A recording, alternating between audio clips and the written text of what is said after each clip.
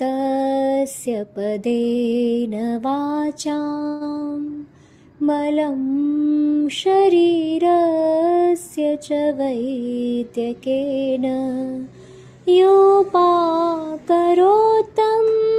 प्रवरं मुनीनां पतञ्जलिं प्राञ्जलिरानतोऽस्मि। ॐ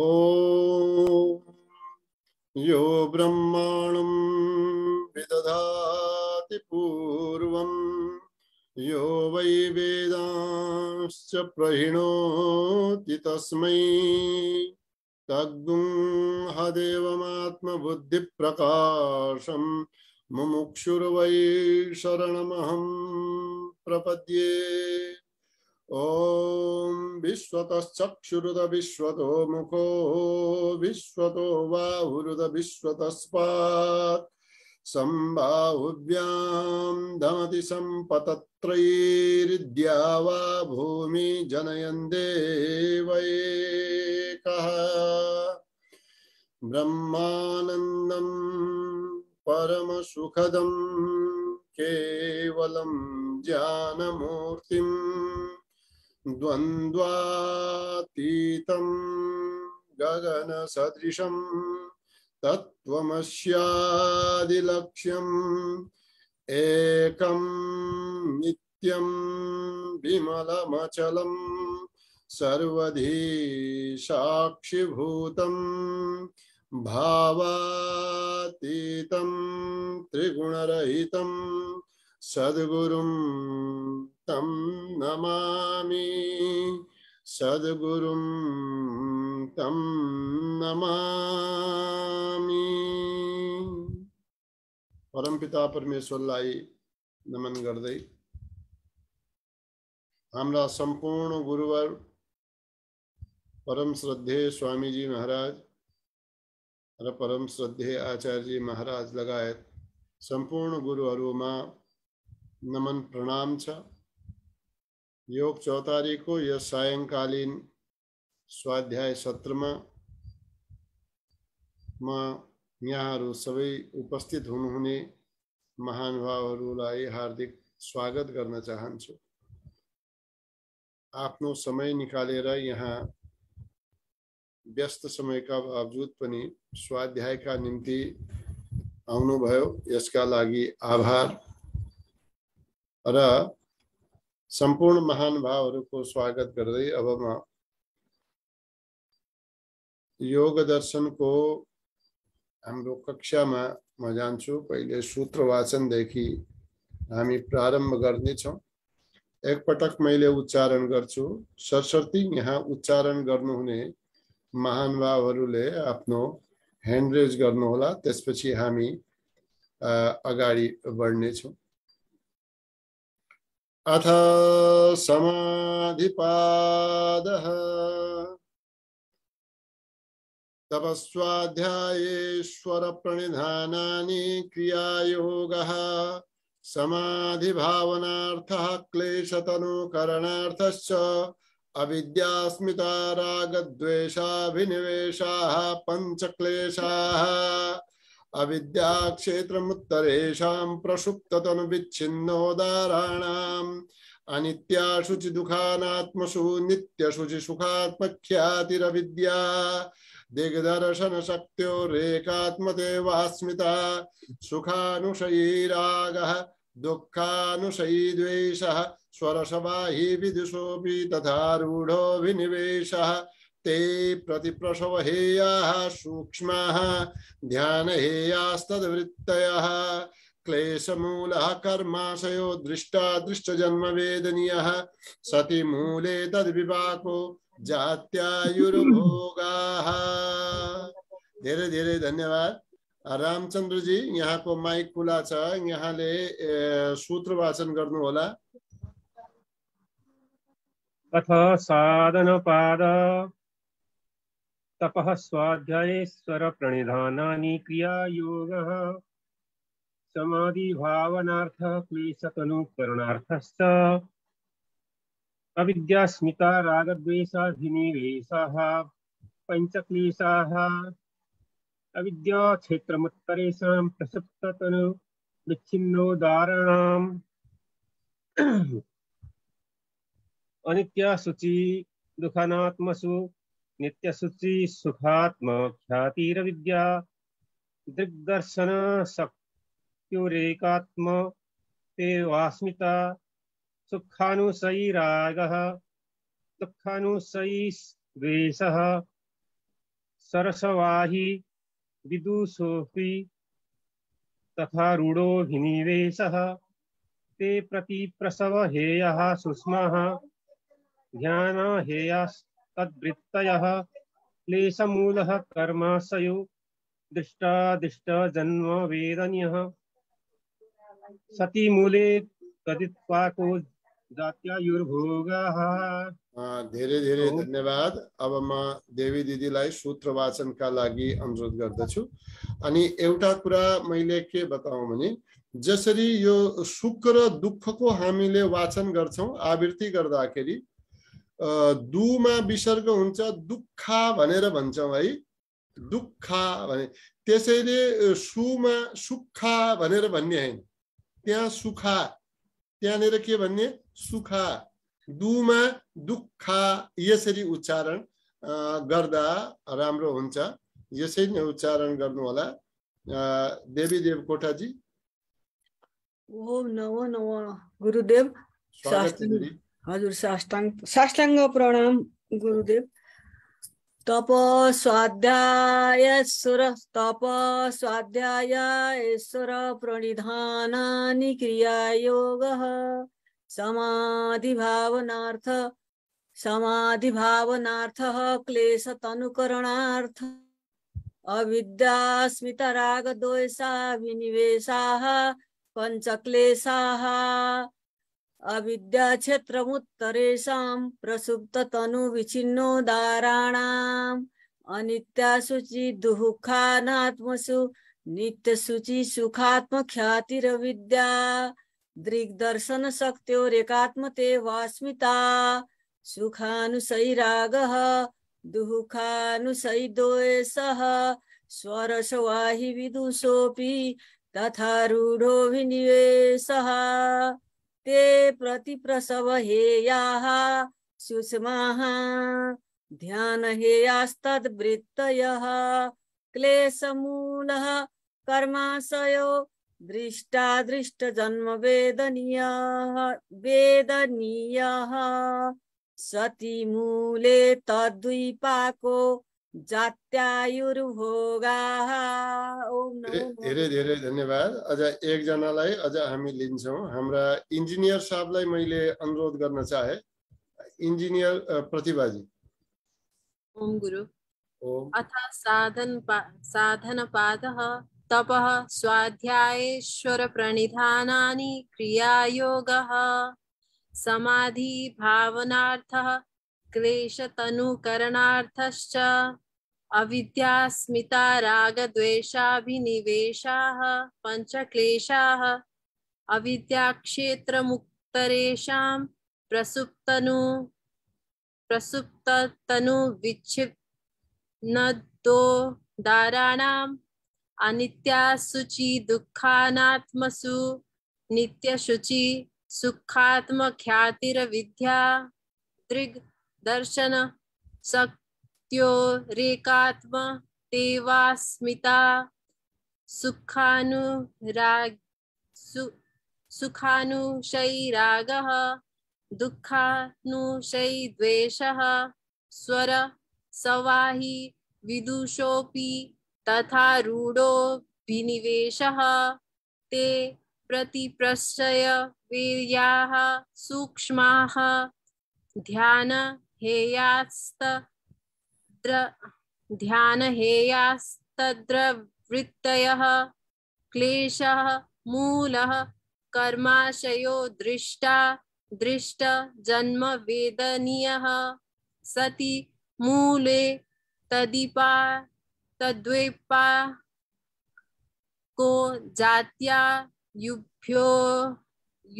युर्भोगाः। धन्यवाद। यति पनि सरसर्ती पहिलो राउन्डमै यदि पढ्नुभयो धेरै धेरै धन्यवाद। प्रयास गर्नु भएको छ, यहाँले धेरै मेहनत गर्नुहुन्छ। यहाँ जस्तै अरूले पनि मेहनत गर्दै रहन्। एकदमै संस्कृतका श्लोक सूत्रहरू पढ्न नआउनेबाट यसरी पढ्नु छ, बीचबीचमा अलिकति अप्ठ्यारो छ, एक दुई शब्दहरू अभ्यास हुँदै जाँदा यो पनि शुद्ध हुँदै जाला हैन। सतिमूले तद विपाको जात्यायुर्भोगाः है, जात्यायुर्भोगाः। अनि ध्यान हेयास्तद्वृत्तयः, तद्र हैन ऊ उल्टा र जस्तो सम्झनु भयो हैन। ध्यान हेयास्तद्वृत्तयः आधा द हो हैन, तद्वृत्तयः। त हामी यो स्वाध्यायका क्रममा छौं।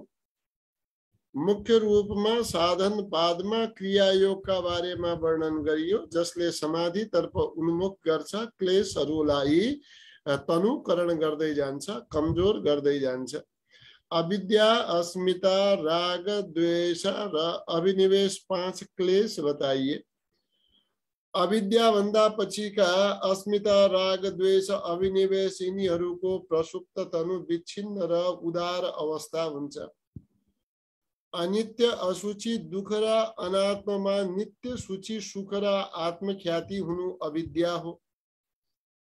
द्रष्टा र दर्शन शक्तिको एक रूपता प्रतीत हुनु अस्मिता हो। सुख नामक क्लेशका सँगसँगै सुखको सँगसँगै आउने वाला जुन लोभ हो, स्मरण हो, त्यो राग हो। त्यस्तै त्यसका विपरीत दुखका सँगसँगै आउने वाला द्वेष हो। परम्परादेखि चलिआएको सामान्य जीवदेखि ठुल्ठुला विद्वानहरूसम्म पनि जो मृत्यु भय रूपी एउटा क्लेश मनमा छाएको छ, त्यसलाई अभिनिवेश भनियो। यी सबै क्लेशहरूलाई जो क्रिया योगद्वारा कमजोर पारिसकिएका छन्, प्रति प्रसव चित्तका साथमा यिनीहरूको विलीन भएको अवस्थामा, लय गएको अवस्थामा यसरी यिनीहरूलाई दोबारा नउम्रिने गरी दग्ध बीजका समान यिनीहरूलाई नष्ट गर्नु पर्दछ। क्रमशः ध्यान आदिद्वारा नष्ट गर्नु पर्दछ। यो क्लेश रहिरह्यो भने यो कर्माशय पनि रहिरहन्छ। यो कर्माशयको जो फल छ, विपाक छ, त्यो यो जन्ममा देखिने र आउने वाला जन्महरूमा पनि यो देखिने हुन्छ, यानी कि भोग गर्नुपर्ने हुन्छ। यसको क्लेशको मूल रहेको कर्माशय जो छ, यसको फल के होता, विपाक के होता भनेपछि त्यसको विपाक जात्यायुर्भोग हो। जाति भनेको जन्म, आयु भनेको जीवनको अवधि र भोग भनेको सुख दुःख मोहादि रूपमा जे भोग गर्नु हो, त्यो यसको फल हो, कर्माशयको फल हो। जाति, आयु र भोग, यस प्रकारले यहाँसम्म हामीले वर्णन गरेका थियौं कि त्यो कर्माशयको विपाक के हुन्छ, जन्म हुन्छ। कुनै न कुनै चाहे मानवमा होस्, पशु पक्षीमा होस्, लहरा वृक्षादि वनस्पतिमा होस्, त्यहाँ जन्म हुन्छ। अनेक प्रकारका भोग तत्त त्यो जन्मका अनुरूप भोग भोग्नु पर्ने हुन्छ। अनि त्यही भोगका अनुसारले त्यसको जीवन अवधि तोकिन्छ। यो एउटा स्वाध्याय हामीले गर्यौं। अहिले जसले उच्चारण गर्नु भएको छैन, अर्को सूत्र मैले वाचन गर्छु। मसँगै वाचन गर्ने इच्छा र सिक्ने इच्छावाला जो हुनुहुन्छ, एकजनाले ह्यान्ड रेज गर्नु होला। को हुनुहुन्छ? अब यो सूत्र हामी पढ्दै जानेछौँ। एकजनाले ह्यान्ड रेज गर्नु होला। त छायाजी, नानीरामजी दुवैलाई मैले क्रमशः लिनेछु, जति पालो पुग्दै जान्छ। त छायाजी यो पढ्नु होला सूत्र। अर्को सूत्रमा नानीरामजीलाई अनि हाम्रो समय भएछ भने पुरुषोत्तमजीलाई र लक्ष्मीजीलाई पनि अन्त्य हामी यो क्रमशः लिने प्रयास गरौँला। ते लाद परिताप फलाः लाद परिताप फलाः ते लाद परिताप फलाः लाद परिताप फलाः पुण्य पुण्य हेतुत्वात् पुण्य पुण्य हेतुत्वात् पुण्य पुण्य हेतुत्वात् पुण्य पुण्य हेतुत्वात् ते लाद परिताप फलाः पुण्य अपुण्य हेतुत्वात्। छुट्याएर पढ्नुहोस्। पुण्य हेतुत्वात् हेतु फेरि पढ्नुहोस्। ते लाद परिताप फलाः पुण्य अपुण्य हेतुत्वात्। ते लाद परिताप फलाः पुण्य अपुण्य हेतुत्वात्। अब यहाँनिर ते जो आयो ते को अर्थ हो हामीले प्रसंग के गरिरहेका छौं कि सती मूले तद्विपाको जात्यायुर्भोगाः हैन। हाम्रो क्लेशको मूल रहिरहुन्जेलसम्म त्यो कर्माशयले फल दिँदै रहन्छ र त्यसको फल भनेको जन्म आयु र भोग हो। त यो जन्म आयु र भोग कस्तो हुन्छ, कुन प्रकारको हुन्छ, यसका बारेमा 14 नम्बरको यस सूत्रले भन्दछ कि ते भनेको ती जन्म र आयु र भोग, अलग अलग योनिमा जन्म लिनु, तत्तत जीवनको अवधि त्यसमा व्यतीत हुनु त्यो आयु भयो। अनि भोग त्यसमा प्राप्त हुने वाला जो सुख दुख आदि जीवन कालमा सुख दुख मोह आदि जे पनि भयो त्यो भोग कहलिन्छ। त यो जन्म आयु र भोग यो के हो, कर्माशयको फल हो।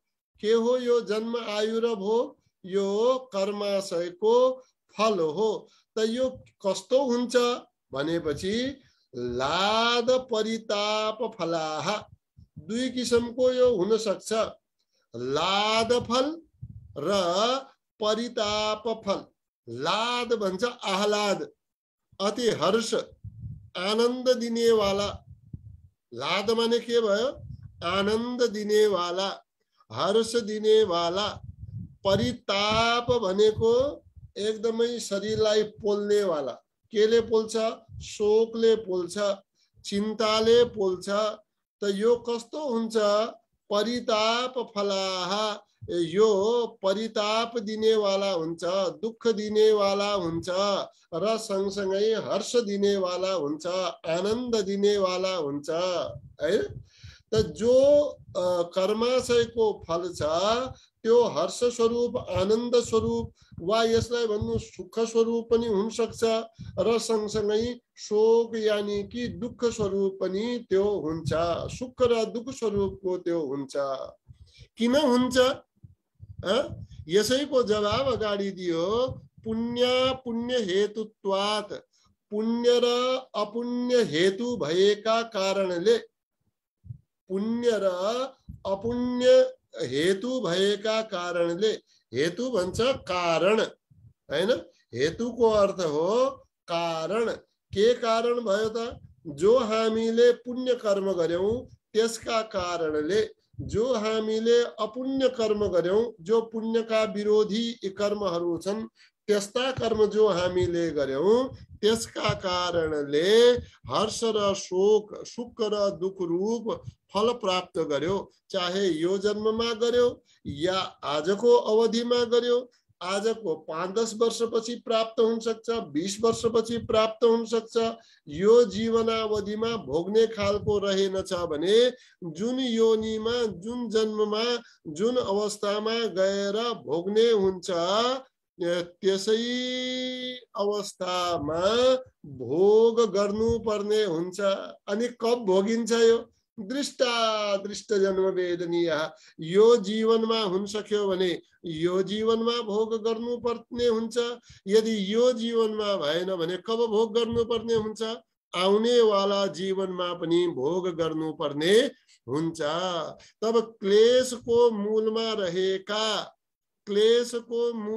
रहेको जो कर्माशय छ त्यसले आफ्नो फल दिन्छ। त्यो फल भनेको जन्म आयु र भोग हो। त्यो कर्माशयको जो फल भयो जन्म आयु र भोग, त्यो पुण्य कर्मका कारणले हर्ष दिने वाला हुन्छ, सुख दिने वाला हुन्छ।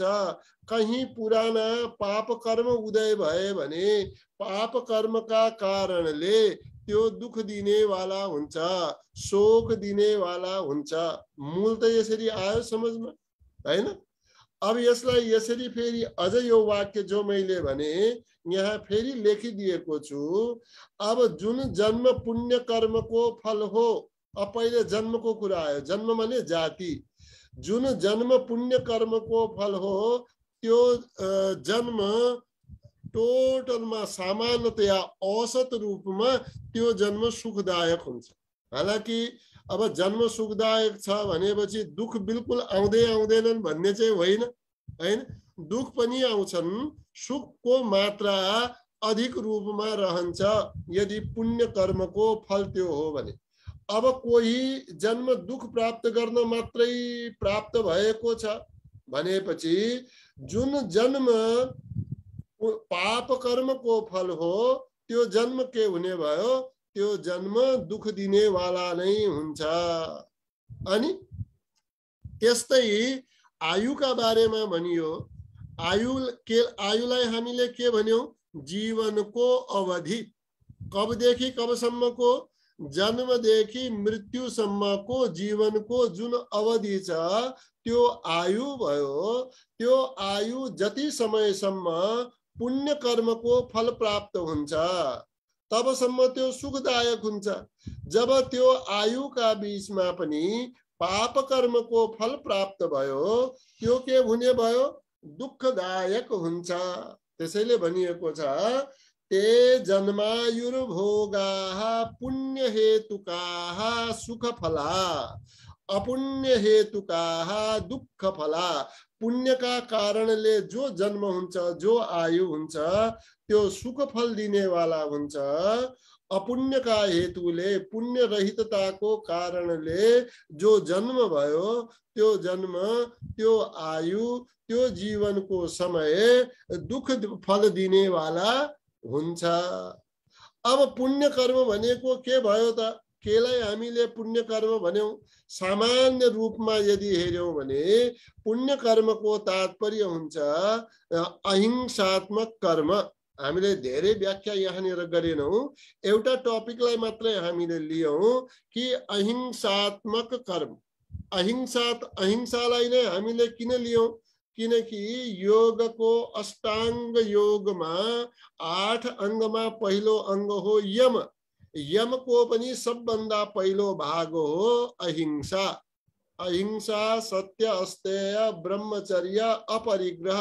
हामीले अहिंसाद्वारा सम्पूर्ण यम नियमलाई यहाँ लियौं। त पुण्य कर्मको तात्पर्य हामीले के लियौं? अहिंसात्मक कर्म, जहाँ हिंसाको कुनै स्थान छैन। मन वचन कर्मले, हैन?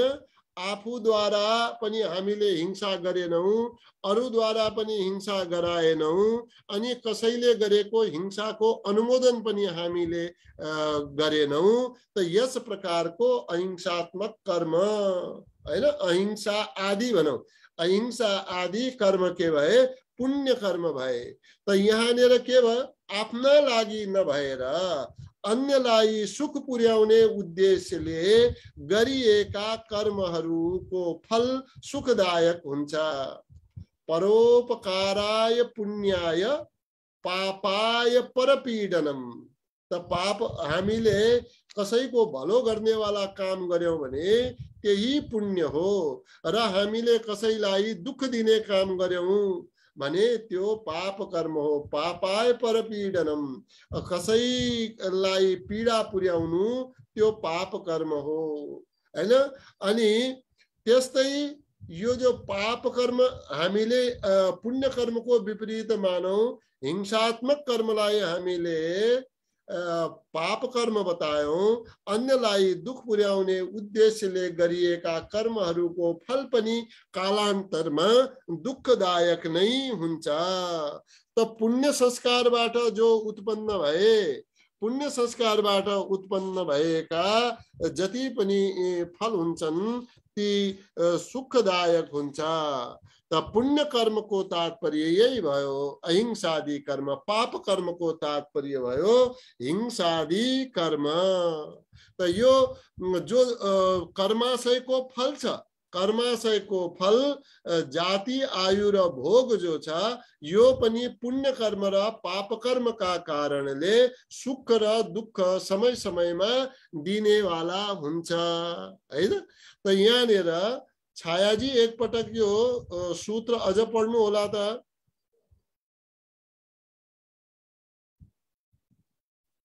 ते लाद परिताप फलाः पुण्य पुण्य हेतुत्वात्।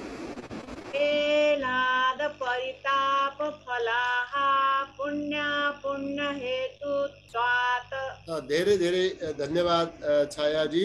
यो जो सुख दुःखको कुरा हामीले गर्यौं यो सूत्रमा कि पुण्य कर्मका कारणले सुख प्राप्ति हुन्छ, अपुण्य कर्मका कारणले दुःखको प्राप्ति हुन्छ अनेक अनेक जन्ममा, त्यो जीवनावधिमा।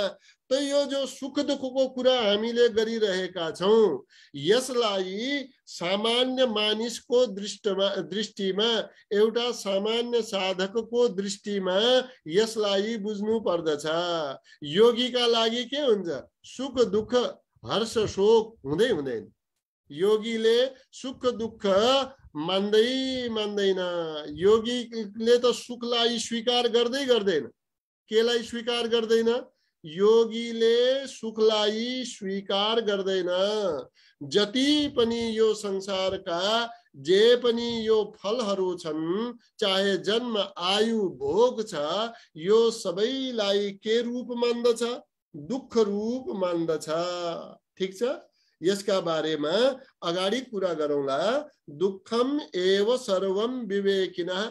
विवेकीका लागि सबै के हो? दुःख रूप नै हो। यस प्रकार यस सूत्रमा हामीले पढ्यौं कि पुण्य र अपुण्य कर्मका कारणले जन्म, आयु र भोग सुखमय र दुःखमय हुन्छ।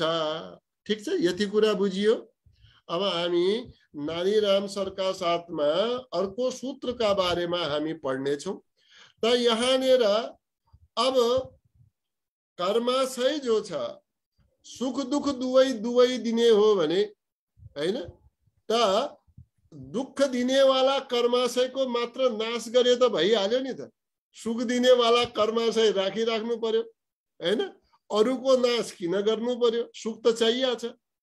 त यहाँनिर एउटा जो भर्खरै मैले शब्द भने, सुख दुःख सामान्य व्यक्तिका लागि हो, योगीका लागि सुख दुःखको चाहना गर्दैन। उसका लागि त यो संसारका सबै फलहरू, चाहे त्यो आनन्दमय हुन् केमय भए पनि, यो सबै दुःख रूप त्यसले मान्दछ। त अबको जो यो सूत्र छ, 15 नम्बरको जो यो सूत्र रह्यो, यसका बारेमा हामीले पढ्नेछौं। यहाँ पढ्नु होला। परिणाम ताप संस्कार दुःखैर। पढ्नु। परिणाम ताप संस्कार दुःखैर गुणवृत्ति विरोधाच्च।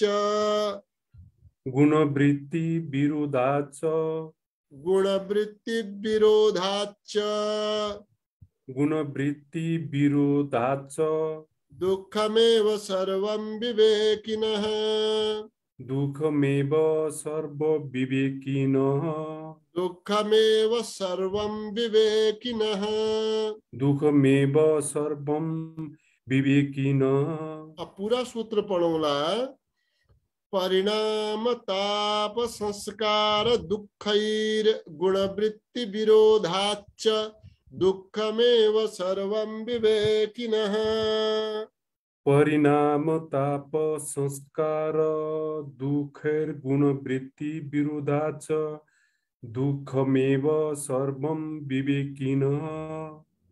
अब तल छुट्याएर पढौं। परिणाम ताप संस्कार दुःखैः गुणवृत्ति विरोधात् च दुःखम एव, ल दुःखमेव सँगै लेखिया रहेछ, दुःखम एव सर्वं विवेकिनः। पढौं त। परिणामः तापः हैन, संस्कार सबैमा तापः परिणामः नभनौं, जहाँ विसर्ग छैन सिधा पढेर लैजाऊ है। मेरोमा परिणाम पछि पनि विसर्ग रहेछ, ताप पछि पनि ठिक छ, विसर्ग यो रहेछ। मैले एउटा किताब हेरेर हेरेँ, पढौं सर, हेरेर हवस्, पढौं, हवस्। के छ। परिणाम ताप संस्कार दुःखैर गुणवृत्ति विरोधात् च दुःखमेव सर्व विवेकिनः। ल अब यो सुन्दै जाउँ, स्वाध्याय गर्दै जाउँ सर। त यहाँनिर के भनियो भनेपछि परिणाम ताप संस्कार दुःखैः, यो दुःखका साथमा तीनैको जोड दिनुपर्छ। परिणाम दुःखैः, ताप दुःखैः, संस्कार दुःखैः। यस प्रकार हामीले तीनैलाई जोडिदिन्छौँ यहाँ दुःखका साथमा, किनकि तीन यी दुःख हुन् हैन। तीन प्रकारका दुःखका बारेमा बताइयो कि परिणाम दुःख, ताप दुःख, संस्कार दुःख। यसका साथमा गुणवृत्ति विरोधाच, गुणवृत्तिहरूको आपसमा विरोध भएका कारणले हैन। अब यहाँनिर कहीँनिर के पाइन्छ भनेपछि गुणवृत्ति अविरोधाच, सँगै बस्छन्, एक आपसमा विरोध गर्दैनन्। यो पनि दुवै पाठमा दुवै प्रकारको व्याख्या गरिएको पाइन्छ। त्यसैले जसको जहाँ जे जस्तो छ त्यसै अनुसारले पढ्नु होला र त्यस्तै एक ठाउँमा के भन्नु पर्यो, गुणवृत्ति विरोधाच, गुणहरूमा गुणहरूको वृत्तिहरूमा आपसमा विरोध छ, यानी कि अलग अलग भाववाला छन्, तर पनि के हुन्छ, सँगै बस्छन् हैन। तीनै गुण त सँगै रहन्छन् त, सत्वगुण, रजोगुण, तमोगुण। अब जहाँनिर अविरोधात छ त्यहाँनिर यो मान्नु पर्यो कि गुणका वृत्तिहरू सँगै रहन्छन्, एक आपसमा अविरोध छ, अलग अलग भाववाला भए पनि विरोध गर्दैनन्। यस प्रकारले त्यसको व्याख्या बुझ्नु होला।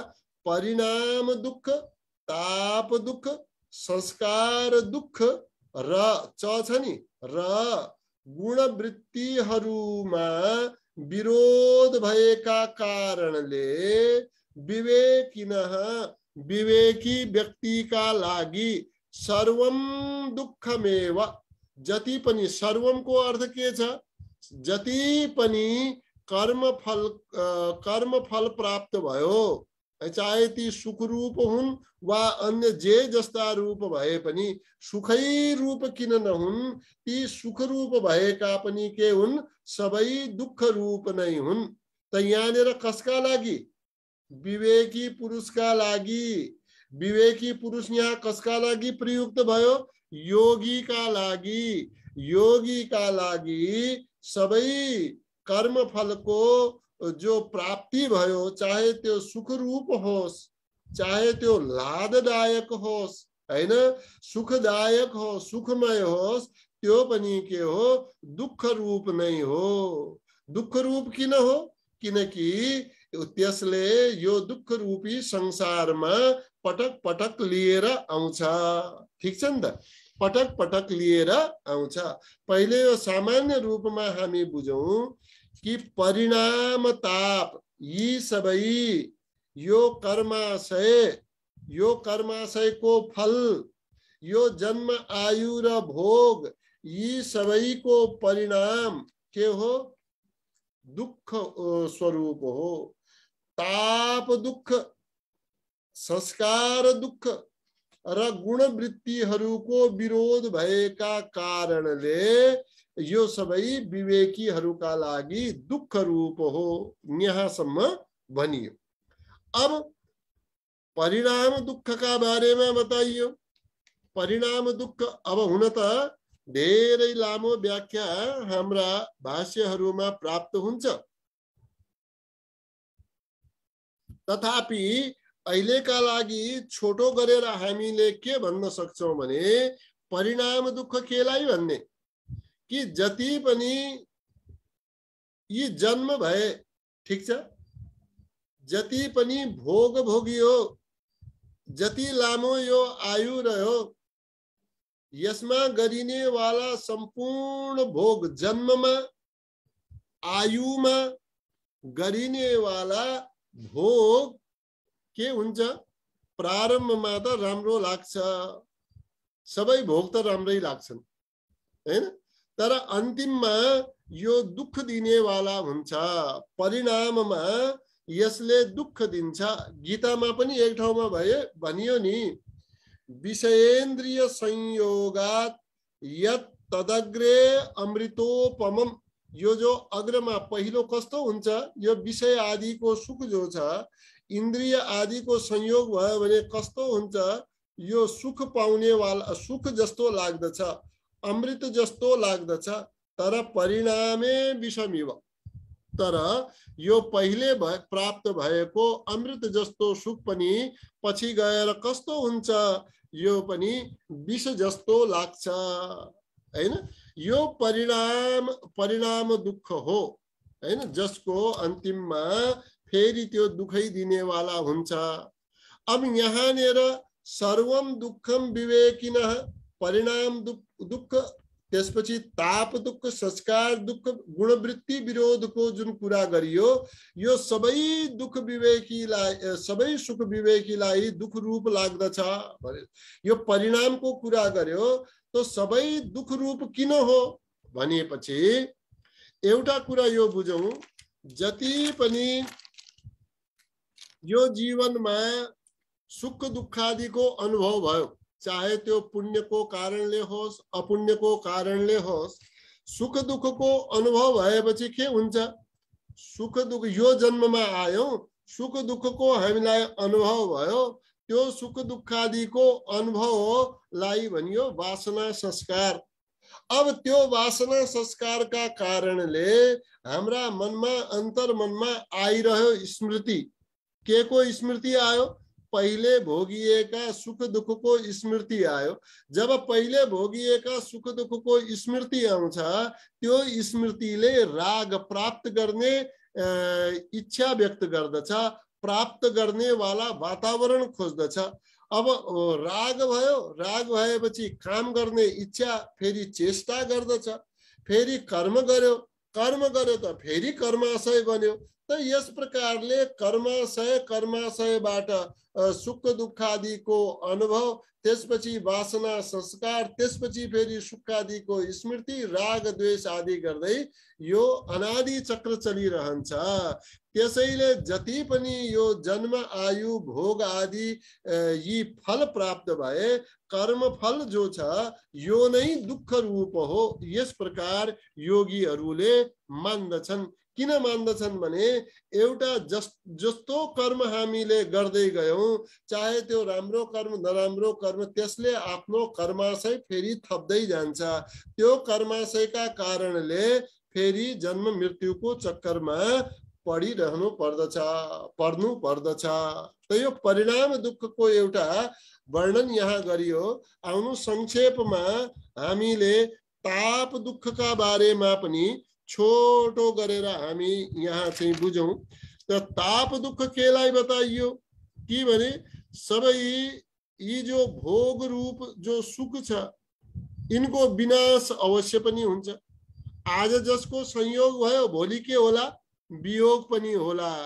त भोग कालमा भोग त त्यसले भोग्छ, संयोग त भयो, तर भोलि यो हराउने हो कि, भोलि यो मेरो भोग समाप्त हुने हो कि, आज मसँग धन सम्पत्ति ऐश्वर्य छ, भोलि मेरा लागि पुग्दैन कि, कम हुन्छ कि, बुढेसकालमा मलाई खान पुग्छ कि पुग्दैन कि, या यो कहीँ चोरले चोरेर लैजान्छ कि हैन, या कहीँ कर इत्यादिमा जान्छ कि, या जसरी भए पनि केही कारणले पनि भोग कालमा विनाशको सम्भावना जब देख्दछ त्यस प्रकारको भयलाई पनि ताप दुःख भनिन्छ हैन।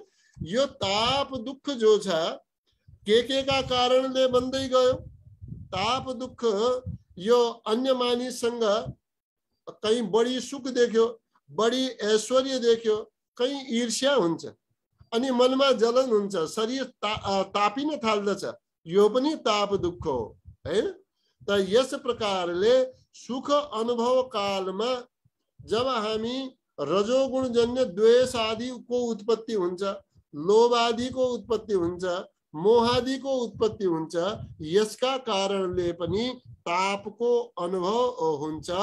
त यो मुख्य रूपमा आज भोग भोगिरहेको भोलि त्यसको विनाशको डर जब हामीलाई लाग्छ, वियोगको सम्भावना जब हामीले देख्छौं, तब ताप दुःख प्रकट हुन्छ। यस्तै संस्कार दुःख यो सबभन्दा बढी खतरनाक छ। जो अहिले भर्खरै बताए, जो पनि भोग हामीले भोगिरहेका हुन्छौं, सुख दुःख जो पनि हामीले भोग्यौं, जे पनि सुख हामीले भोग्यौं त के भयो, त्यो सुखका संस्कार हाम्रो चित्तमा बस्दै गए हैन। त्यो संस्कार जो चित्तमा बसे त्यसैलाई वासना संस्कार चाहिँ भनियो। अब भोगका वियोगमा सुख भोगको स्मृतिद्वारा दुःखको कारण त बन्दछ नै। यस्तै हामीले जो पहिले भोग्यौं, पहिले सुख भोग भयौं, चाहे स्त्री पुरुषको सुख होस्, पुत्र दारादिको आफ्नो परिवारको सुख होस्, धनको सुख होस्, घर आदि ऐश्वर्यको सुख होस्, सम्पत्तिको दुःख होस्, यो सबको सम्झना जब रहिरहन्छ, यी पहिलेका संस्कारहरू जब पुनः पुनः प्रकट हुन्छन् त यो संस्कार दुःख भनिन्छ। यो पहिले रहेका संस्कारबाट के हुन्छ, यो एक संस्कारले अन्य संस्कारलाई जन्म दिन्छ, एक संस्कारले अन्य संस्कारलाई जन्म दिन्छ अनि त्यसैबाट पहिलेको ज्ञान उत्पन्न हुन्छ, पहिलेको स्मृति उत्पन्न हुन्छ हैन। यो सब के हुन्छ त, यी सबै पदार्थहरूलाई भनिएको छ सुख दुःख मोह धर्मका भवन्ति, सुख दुःख र मोह धर्मवाला हुन्छन्। त यस प्रकार जो एक संस्कारले कर्माशयबाट गरिने सुख दुःखादि प्राप्तिबाट जे कर्म गरिए त्यसबाट अरु अरु संस्कारहरू बन्दै गए। यो संस्कारहरू बन्दै जाँदा हाम्रो कर्माशय त घटेन, हाम्रो कर्माशय त समाप्त भएन। एकातिरबाट जसको भोग हामी भोगिरहेका छौं घटिरहेको छ भने अर्कातिरबाट भएका कर्महरूले के गरिरहेको छ, त्यो कर्माशयलाई थपिरहेको छ। यो पनि संस्कार दुःखमा पर्दछ कि हाम्रा संस्कारहरू दिनका दिन हाम्रा के भए, थपिँदै गए। जे पनि हामीले भोग गर्यौं, जे पनि अनुभव गर्यौं सुख दुःखात्मक, ती सबै वासना संस्कारका रूपमा भएर पुनः पुनः यी संस्कारका रूपमा फेरि जन्म लिँदै गए हैन। यसका कारणले पनि विवेकी जनले के गर्दछ, दुःखम एव सर्वम, सबै सुख रूप के हुन् त भनेपछि यी दुःख रूप नै हुन्। अब गुणवृत्ति विरोधाच्च, गुणवृत्तिहरूको विरोध भन्नाले सत्व रज तीनै गुणहरूको कामको नाम हो गुणवृत्ति हैन। अब गुणहरूको काममा के छ, एक आपसमा विरोध छ। जस्तै भनौं भने सत्वगुण के गर्छ, प्रकाश दिनेवाला हुन्छ, ज्ञान दिनेवाला हुन्छ, सुख दिनेवाला हुन्छ। रजोगुण के गर्दछ, सक्रिय गर्दछ, चञ्चलपना ल्याउँछ हैन, र त्यो कस्तो दुःख रूप त्यो हो। तमोगुण के गर्छ, त्यसको काम अन्धकार हो, तम हो, अज्ञान हो, स्थितिशीलता हो हैन, मोह रूप त्यो हो। अब यहाँनिर एउटा ज्ञानमय छ, एउटा अज्ञानमय छ, एउटा चञ्चल छ, एउटा सुख रूप छ, एउटा दुख रूप छ, एउटा मोह रूप छ। त यस प्रकारले यो तीनै यिनीहरूका आपसमा वृत्तिहरूको विरोध छ, यिनीहरूका काम गर्ने शैलीको विरोध छ। तथापि यिनी एकै ठाउँमा हुन्छन् हैन, एकै ठाउँमा रहिरहेका हुन्छन्। अनि एक समयमा यसो पनि भनियो, एक समयमा यिनीहरू के गर्दछन् भने एक वृत्तिको उदय गर्दछन्, अर्को क्षणमा अर्को गुणको वृत्तिको उदय हुन्छ। अझ कुनै बेला ज्ञानी बनाइदिन्छ, सुख दिन्छ, कुनै बेला अज्ञानी बनाइदिन्छ, दुख दिन्छ, कुनै बेला क्रियाशील बनाउँछ हैन। त्यो अज्ञानमा मोह रूप हुन्छ, क्रियामा विविध क्रियाहरूमा दुख रूप हुन्छ। किन यो एकै रूप भएका छन् भने, यो तीनै गुण एकै ठाउँमा रहिरहन्छन् भने किन एकै प्रकारको ज्ञान किन दिँदैन? यो अलग अलग गरिदिँदा रहेछन्।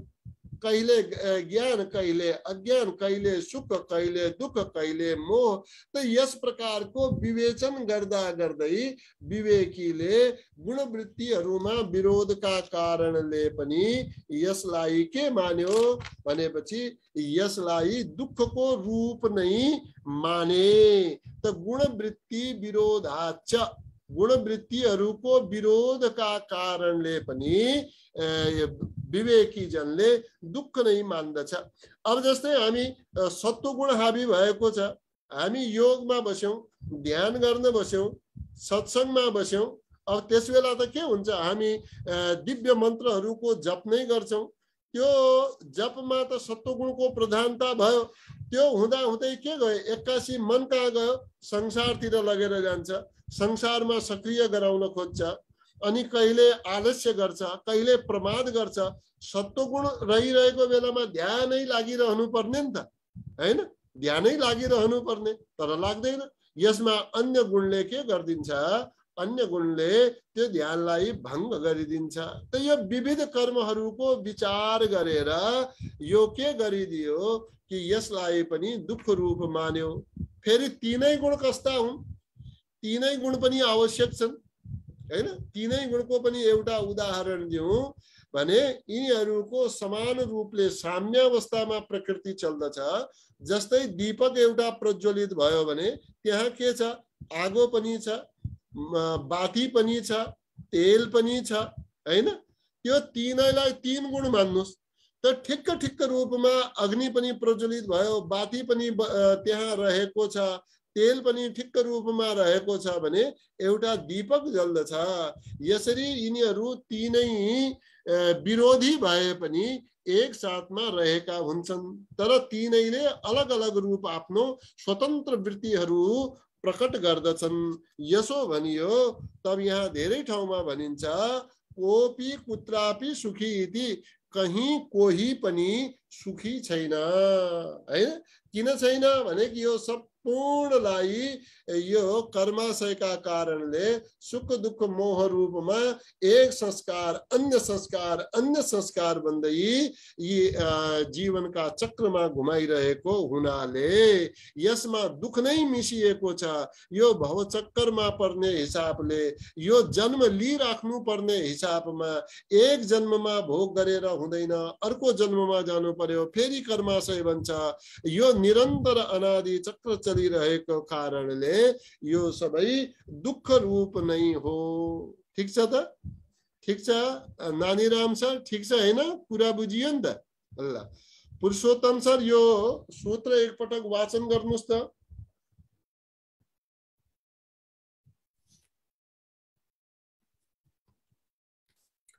परिणाम पाप संस्कार दुखैर गुणवृत्ति विरोधाच दुःखमेव सर्व विवेकिनः। सर्वम भनेर जानुस् त, एकपटक फेरि पढ्नुस् त। परिणाम ताप संस्कार दुःखैर गुणवृत्ति विरोधाच दुःखमेव सर्वम विवेकिनः। परिणाम ताप संस्कार दुःखैर गुण वृत्ति विरोधाच गुणमेव दुःखमेव सर्वं विवेकिनः। ल धेरै धेरै धन्यवाद। आज समय धेरै कम छ, मैले यहाँलाई पनि धन्यवाद दिए। लक्ष्मीजी हाम्रा साथमा हुनुहुन्छ। लक्ष्मीजी, हामीले 15 नम्बर सूत्र यहाँ पढ्यौं।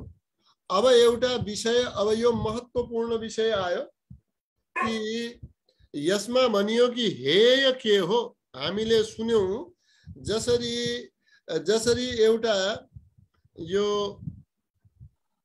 हाम्रो माना कुनै उपचार गर्नु छ, कसैको उपचार गर्नु छ भने उपचार गर्ने बेलामा त्यहाँ के देखिन्छ, त्यहाँ रोग के हो हैन, रोगको कारण के हो, यसको निरोगिता कसरी होला, यसको निरोगिता कुन दवाई दिएर होला हैन। यो एउटा रोगको सिलसिलामा त्यस्तो हुन्छ भने यस्तै यो संसारको सिलसिलामा भनियो यो संसार के हो, यो संसारको कारण के होला, यो संसारबाट छुट्नु पर्दछ भने छुट्ने उपाय के होला।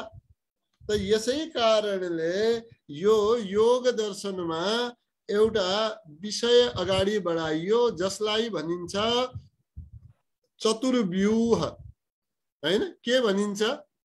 चतुर्व्यूह। धेरै हामीले कुरा गर्दाखेरि चतुर्व्यूह भन्नाले 4 व्यूहवाला, 4 विभागवाला एउटा यो योग दर्शन शास्त्र हो। मूल रूपमा यसैमा टेकेर यो विषय बडा महत्त्वपूर्ण छ। हामीले जब जब योग दर्शनको कुरा गर्छौं हामी सिधै योग चित्त वृत्ति निरोध योगका 8 अङ्ग मात्रै हामीले धेरै कुरा गर्छौं, प्राणायाम आदिका कुरा गर्छौं, आसन आदिका कुरा गर्छौं। त यहाँनिर जुन योग दर्शनलाई टेक्ने वाला कुरा छ, जसरी यो बनियो त योग दर्शनको चतुर्व्यूह 4 विभाग भनियो। त्यो के भनियो भनेपछि हेय, हेय हेतु, हान र हानोपाय। यसलाई बुझ्न गाह्रो होला तर पनि 4 वटा कुरालाई चतुर्व्यूह भनियो। के भनियो? हेय, हेय हेतु, हान र हानोपायलाई चतुर्व्यूह भनिन्छ। त पतञ्जलि महाराज का यहाँ एउटा यो दोस्रो साधन पादमा एउटा पहिले सारांश रूपमा हामीले पढौं। यो तत्र दुःख बहुलः संसारो हेयः। पढ्नुस् त यहाँ स्क्रिनमा हेरेर।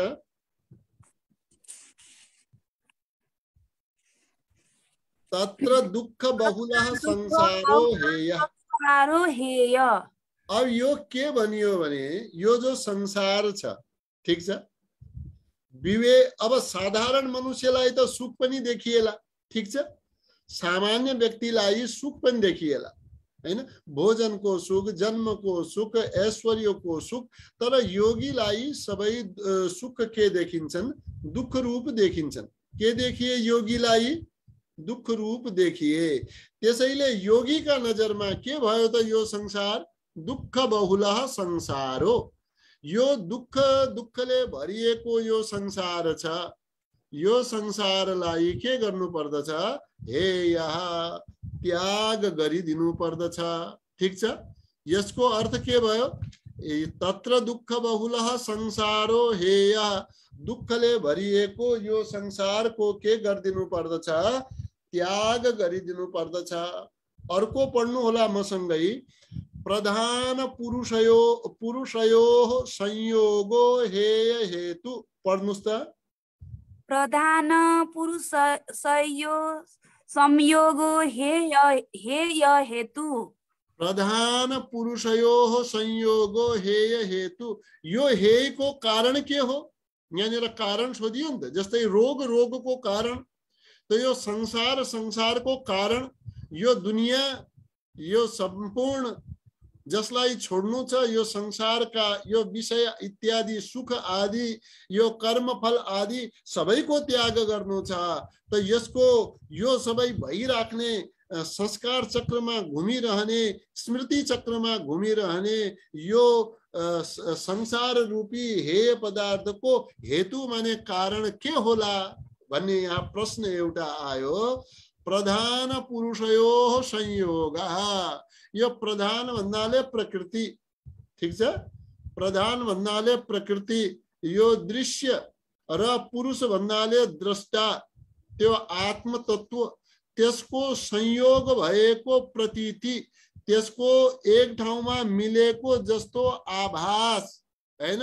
यो मपना ममपना यो सम्पूर्ण के हो, यो हेयको हेतु हो, ठीक छ, यो हेयको हेतु हो।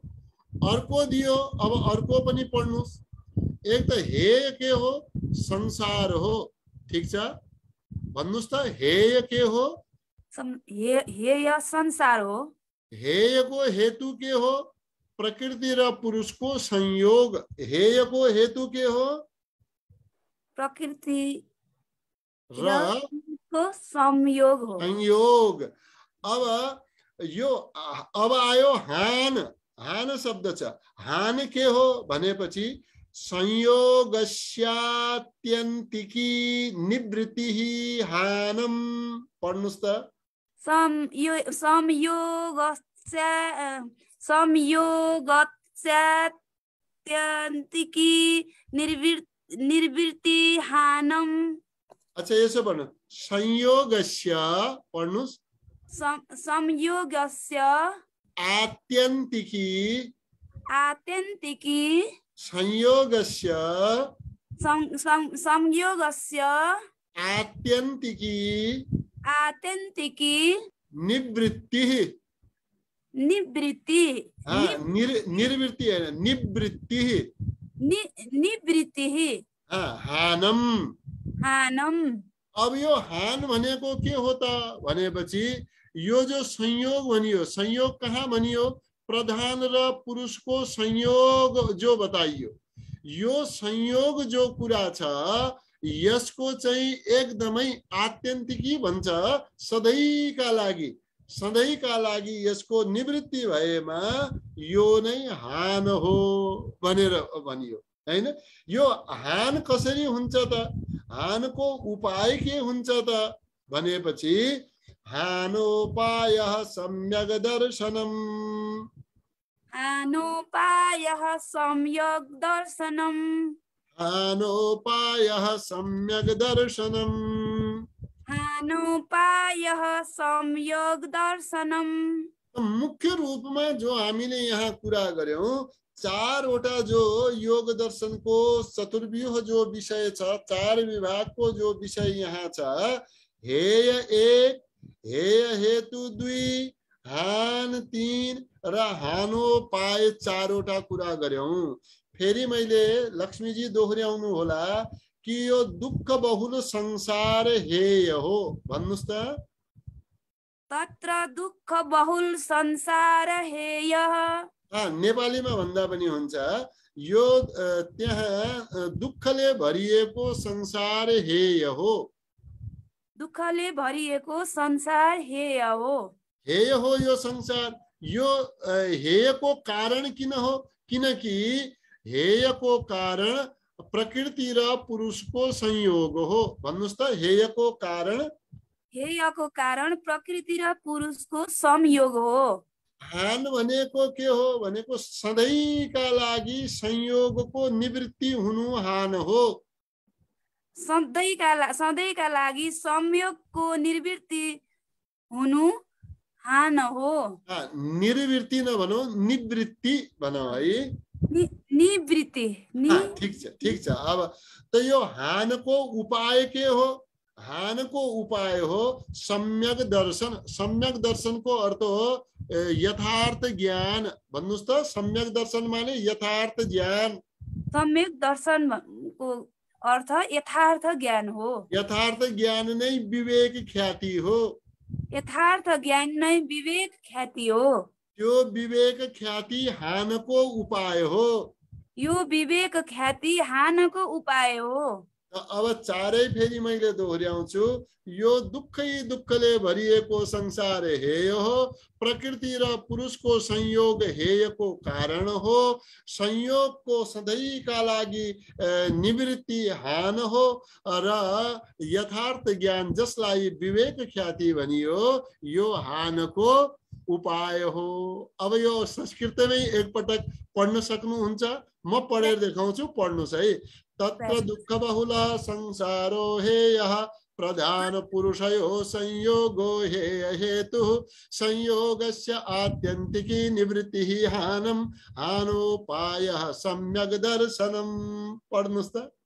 तत्र दुःख बहुल संसारो हेयः प्रधान पुरुषयोः संयोग हेय हेतु संयोगास्त्यन्तिकी निवृत्ति हानम हानोपायः सम्यक दर्शनम। धेरै धेरै धन्यवाद लक्ष्मी अधिकारी जी। यहाँसँग हामीले यो एउटा विशेष चर्चा हामीले गर्यौं हैन। यसका बारेमा राम्ररी चिन्तन मनन यहाँले अझ गर्नुपर्ने हुन्छ। यो चर्चा हामीले यसै चतुर्व्यूहका बारेमा हैन, चतुर्व्यूहका बारेमा हामीले फेरि आइतबार हामी चर्चा गर्नेछौँ विशेष रूपमा। अनि यसमा हामी यसै चतुर्व्यूहका बारेमा हामी क्रमशः हाम्रो रुबीजीबाट त्यस्तै हाम्रो सरस्वतीजीबाट अरूबाट पनि हामीले यसका विषयमा संक्षिप्त टिप्पणी पनि हामी लिनेछौँ। त्यो हामीले आइतबार यसको चर्चा हामीले गर्नेछौँ। आज विषयको स्पर्श मात्रै गरेको हैन, विषयको स्पर्श हामीले गर्यौं। के विषय स्पर्श गर्यौं हैन? चतुर्व्यूह हैन। के विषयको स्पर्श हामीले गर्यौं? चतुर्व्यूहका बारेमा। कस्तो चतुर्व्यूह? योग शास्त्रको चतुर्व्यूहका बारेमा हामीले विषय स्पर्श गर्यौं है। यसका बारेमा सुन्नु भएको थियो पहिले? जसले सुन्नु भएको थियो उहाँले मात्रै आफ्नो ठाउँमा त्यतिकै हात माथि गर्नुस् त, हामीले हेरिरहेछौँ। जसले चतुर्व्यूहका बारेमा सुन्नु भएको थियो है, धेरै कम भयो त हैन। अब धेरैलाई त याद छ हैन, तर पनि गाह्रो भयो होला हैन। तर धेरै कमका हात हाम्रो माथि उठे, धेरै त सुनिराख्नु भएको छ। त चतुर्व्यूहका बारेमा हामीले कम सुन्यौं। त योग शास्त्रको चतुर्व्यूह भन्नाले 4 विभाग हैन। अब ये शब्द के छ? हे हे हेतु हान हानको उपाय। यो हामीले पूरा पढेर पनि हुन सक्छ हामी केही पनि नबुझौँला, तर यो सुनौला त सही हैन। बुझ्ने कोसिस त गरौँला यसका बारेमा हैन। अप्ठ्यारो छ, मलाई थाहा छ अप्ठ्यारो विषय हैन। अब यो किन चाहियो यो चतुर्व्यूह भन्ने? हामीलाई त सिधै 2-4 वटा सूत्र चाहिँ कहीँनिर योग प्रशिक्षक भएपछि 2-4 वटा सूत्र त्यहाँनिर हामीले भन्न पाए त भइहाल्यो भन्नुहुन्थ्यो। यो नै मूल विषय हो यो चतुर्व्यूह हैन। यो चतुर्व्यूह त्यही हो जहाँ अभिमन्यु पनि भित्र गएर फसे भाइ हैन। त्यो त व्यूह रचना थियो। यो त्यस्तै सम्झनुस्, यो त्यस्तै सम्झनुस्।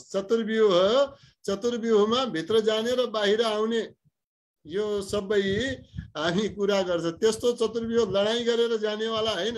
यहाँनिर चतुर्व्यूह भन्नाले 4 विभाग सम्झनु होला हैन, कुनै घेराबन्दी होइन यो। त्यसैले यो एउटा महत्त्वपूर्ण विषयमा हामी यसमा गयौं। यसमा लक्ष्मीजी, देवीजी, हाम्रा सीता घिमिरेजी, तीर्थजी, यहाँहरू जति उपस्थित हुनुहुन्छ, साहनाजी, रेवती रमणजी, प्रकाश खड्काजी, आज म नाम लिन चाहे जसको चित्र मैले देखे, रामचंद्र जी, हीरा देवी जी, नानीराम थापा जी, तुलसी प्रसाद श्रेष्ठ जी, प्रतिभा जी, केशव पंत जी, उपेंद्र सुवेदी जी, आदरणीय रूबी जी, मान बहादुर चंद जी, पुरुषोत्तम जी, मीरा नेपाल जी, छाया जी, लक्ष्मी पन्तजी, निर्मलाजी, सीधा अधिकारीजी, उहाँबाट पनि हामीले योग दर्शन सुन्नु छ है। अब उहाँलाई त जुनसुकै बेलामा नि हामी धन्यभागी छौँ। हाम्रा बीचमा यस्ता पनि व्यक्ति छन् जसलाई पुरै योग दर्शन याद छ, तर पनि हामीले सुन्नुपर्छ। सीता अधिकारीजी यस्ता व्यक्ति हुनुहुन्छ जस्तो मलाई लाग्छ, किनकि मैले सुनेको छैन तर छ भनेर सुनेको छु है, हैन? त्यसैले हामीले आफ्नो कानबाट सुन्न बाँकी छ।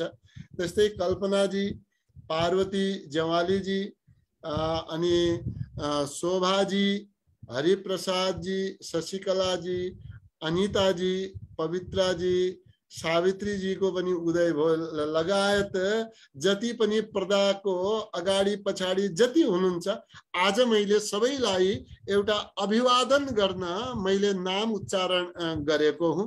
यहाँहरू सबैलाई मेरो कोटि कोटि नमन छ, आभार छ। हामी स्वाध्यायमा प्रेरित भएका छौँ, तर एउटा अनुरोध पनि छ, यो विषय सुनेर अगाडि अगाडि पढ्दै जाँदा दिक्क नमान्नु होला। यो विषय चाहिँ भइगयो, यो समझमा कहीँ आउनेवाला छैन, हैन? त्यो गणित केही नआउने वालाका लागि बीजगणित पढाए जस्तो हो कि। त्यो गणित भन्छ 2 मा 2 4 भने त अलिअलि बुझिन्थ्यो। यो ए मा बी जोड्छ, बी मा सी जोड्छ, खोइ के पो गर्छ, गणित भन्छ भने जस्तो हो। गणित वहाँ 2 4 अङ्कमा अङ्क गणित पढ्नेवालाका लागि यो बीजगणित पढाए जस्तो हो। अप्ठ्यारो नमान्नु होला। यो शास्त्रभित्र के छ बुझ्ने प्रयास गर्नु होला। हामीले पनि बुझ्या छैनौँ, यसका पछि चाहिँ लागिरहँ। यहाँहरू सम्पूर्णलाई धेरै धेरै धन्यवाद, आभार र अब बिदा हुन्छौँ। ओम शान्ति शान्ति शान्ति। धेरै धेरै धन्यवाद। शुभ रात्रि। ओम नमन। धन्यवाद।